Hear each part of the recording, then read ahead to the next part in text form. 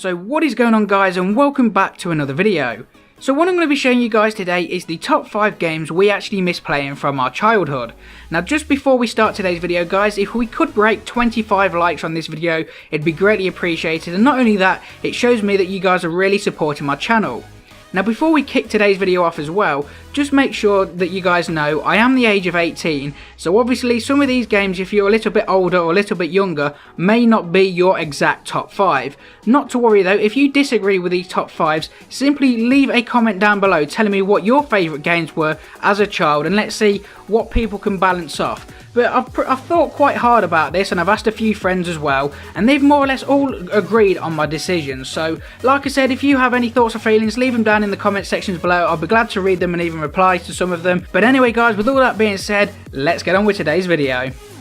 Number 5. So coming in at number 5, we have a game called RuneScape. Now if you guys think back to when you was younger and you went to school, possibly primary school, you would think when you come back home, literally the game everyone used to play or everyone used to bang about was RuneScape.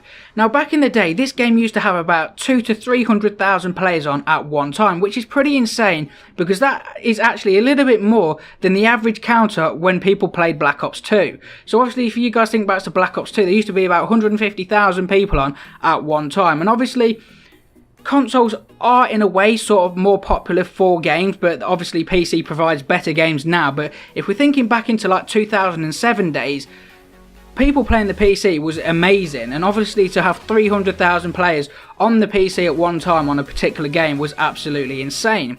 Now the only reason I put this in today's video as well is because if you guys think, if you're a real hard OG YouTuber, you guys will remember RuneScape absolutely blew up YouTube. So back in 2007, people like PEWDIEPIE didn't exist on YouTube. Really big people and creators who are on YouTube now didn't really exist.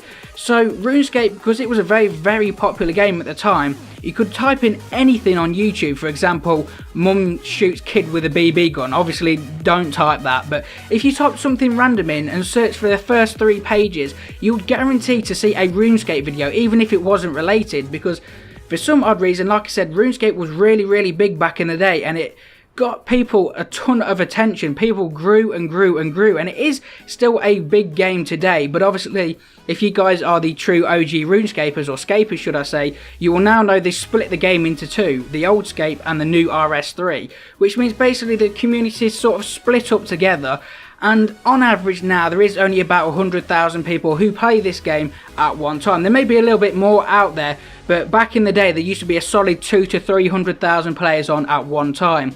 It's not as big as it was on YouTube now as well. People still do create RuneScape videos, but it's never as big as it used to be, which is sort of a shame because back in the day this game was really good. Everyone used to play it, all your friends from school used to play it, and definitely I know I used to play it. So it was a pretty good game, but let me know if you played this down in the comment sections below.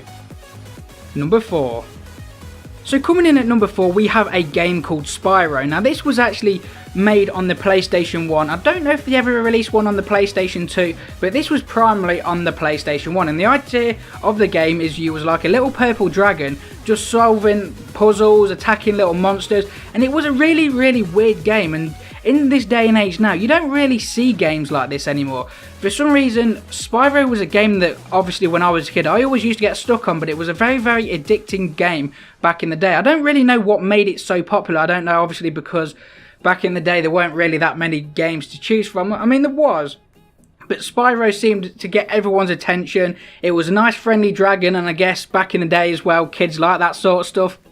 But in general, it is such a good game. And if you guys have ever played like any of the Lego series or anything like that, like Lego Star Wars, there's always a mission or something where you still get stuck on despite your age, and you think, how am I stuck on this? But it is a very good strategy game, and that's exactly what Spyro was like.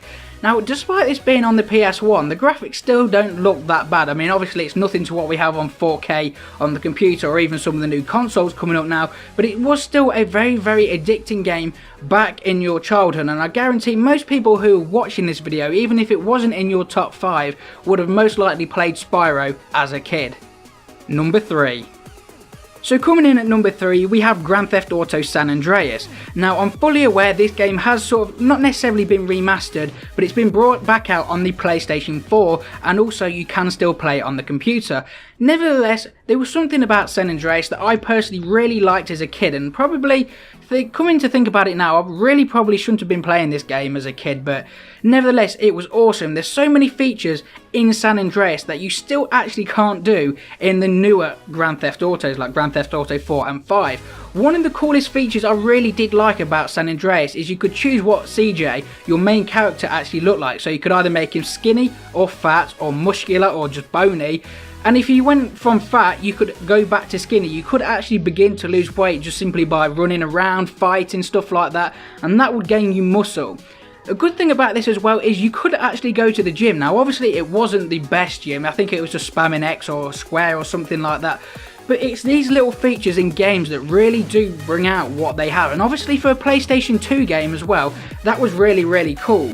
Another feature that this has that the new Grand Theft Auto doesn't have, but weirdly enough GTA 4 does have, is the little like fast food restaurants that you can go into, like Cluckenbell and stuff like that.